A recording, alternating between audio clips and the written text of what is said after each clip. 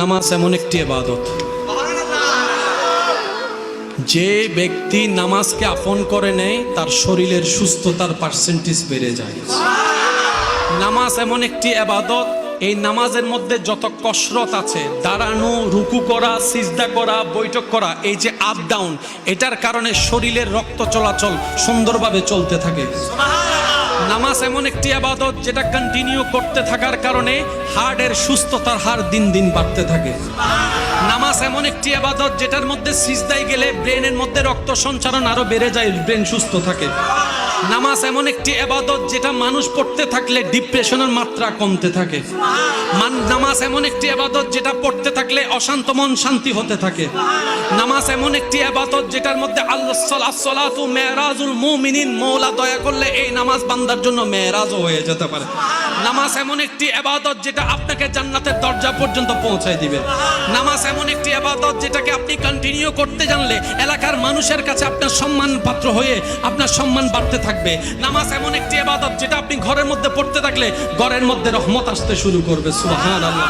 নামাজ এমন একটি ইবাদত যেটা আপনি কন্টিনিউ করতে জানলে আপনার ছোটরা আপনাকে সম্মান করবে, আপনার বড়রা আপনাকে স্নেহ করবে, এলাকার মানুষের অন্তরে আপনার প্রতি শ্রদ্ধা সম্মান বাড়তে থাকবে। বলেন সুবহানাল্লাহ। নামাজ এমন একটি ইবাদত যেটা কন্টিনিউ করতে থাকলে আপনার রিজিকের মধ্যে বরকত হবে, আপনার রিজিকের মধ্যে বরকত হবে, আপনার ইলমের মধ্যে বরকত হবে, আপনার চোখের মধ্যে বরকত হবে, আপনার স্বাস্থ্যের মধ্যে বরকত হবে, আপনার শক্তির মধ্যে বরকত হবে, আপনার মানসিক প্রশান্তির মধ্যে বরকত হবে, আপনার দুনিয়াতে টিকে থাকার জন্য শক্তি যা দরকার সেটার মধ্যে বরকত হবে, কবরের অন্ধকারকে আলোকিত বানানোর জন্য বরকত হয়ে যাবে। এবার বলেন, নামাজের মধ্যে কি একটা লাভ নাকি হাজারটা? হাজারটা। ভাই একটু জোরে বলেন, একটা লাভ না হাজারটা? নামাজ যে যত পড়বে তার সব দিক দিয়ে বরকত বাড়িয়ে দিবেন তিনি কে? আর একটু জোরে বলেন, তিনি কে? এবার বলেন, যারা নামাজ পড়ে সব সময় তারা রাস্তার মধ্যে ইফটিজিং করতে পারে না? তাহলে নামাজ আপনাকে ইফটিজিং এর মতো গুনাহ থেকে বাঁচাই দিছে। সুবহানাল্লাহ, জোরে বলেন না।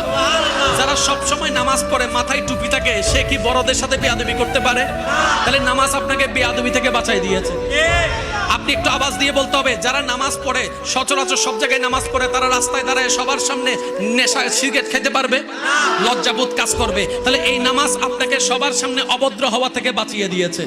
রাস্তা দিয়ে একটা মেয়ে যাচ্ছে, সবাই সুন্দরী মেয়ের দিকে তাকাচ্ছে, কিন্তু আপনি নামাজ পড়ে বের হয়েছেন, শুনেছেন এই জায়গায় সুন্দরী মেয়ে আছে, আপনার মন চাইলো আপনার পা কখনো চলবে না, কারণ আপনি নামাজ পড়ে এসেছেন। তাই তো আল্লাহ পাক বলেছেন, ইন্নাস সালাতা তানহা আনিল ফাহশায়ে ওয়াল মুনকার। ও আমার বান্দারা, জাহান্নামে যাওয়ার জন্য গুনাহ দরকার, আর গুনার বড় হাতিয়ার হচ্ছে লজ্জাশীলতা হারিয়ে যাওয়া, অভদ্র হয়ে যাওয়া, অস্থির হয়ে যাওয়া। তুমি নামাজ তো ধরে রাখো, এই নামাজ তোমার ভিতরে, তোমার উপরে লজ্জাশীলতার পোশাক পরিয়ে দিবে, পাপ কাজ থেকে দূরে নিয়ে যাবে। সুবহানাল্লাহ।